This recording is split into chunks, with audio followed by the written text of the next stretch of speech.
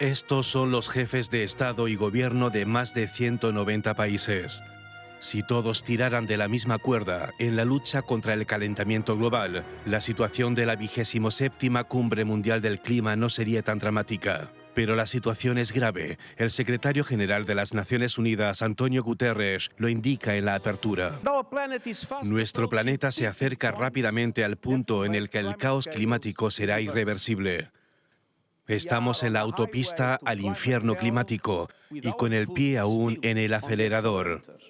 Guterres se refiere al hecho de que los últimos 8 años han sido los más calurosos desde que existen registros, según la Organización Mundial de Meteorología.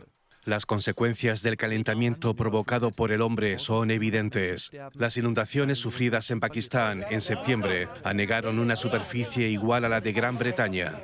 Más de 1.500 personas murieron y millones perdieron su hogar. En el otro extremo, intensos periodos de sequía que en Italia llegaron a secar los ríos.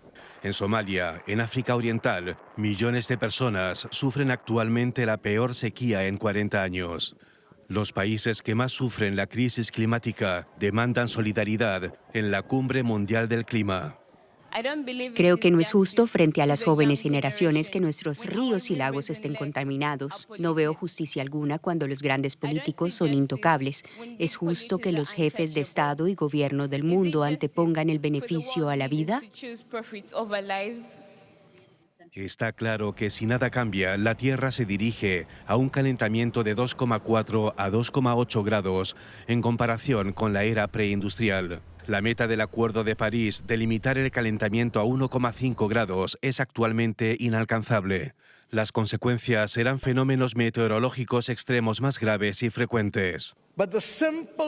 Pero la necesaria y simple voluntad política para no solo venir aquí y limitarse a hacer promesas, sino cumplirlas también, parece que sigue siendo inexistente. Durante las próximas 2 semanas en Sharm el-Sheikh debe haber por ello más que propuestas y promesas. Los ecologistas han advertido de antemano que el evento no debe convertirse en un lavado de imagen de verde.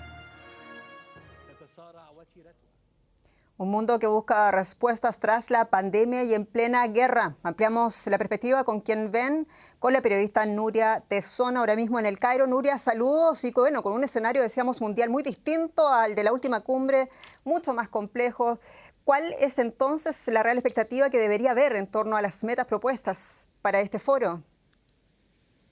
Buenas tardes. Bueno, muchos temen que cuanto más ambiciosa es la propuesta, menos probable es que se pueda conseguir un acuerdo. Y el precedente de Glasgow, como mencionabas, en la que no se pudo llegar a un acuerdo más que a un acuerdo de mínimos, alimenta el miedo de que esta cumbre del clima acabe sin muchos avances. Lo ideal sería que hubiera al menos 4 objetivos claros que se pudieran conseguir en cuanto a la mitigación de esos efectos del cambio climático, la adaptación a los cambios, la financiación y la colaboración. Se requiere sin duda y se espera más inversión en los países en vías de desarrollo y hace falta más transparencia en cómo se invierte ese dinero. Es algo en lo que ha incidido el secretario general de Naciones Unidas, Antonio Guterres, como mencionábamos, que pide que haya mucha más unión entre el norte y el sur para conseguir precisamente esos objetivos, algo de lo que muchos dudan.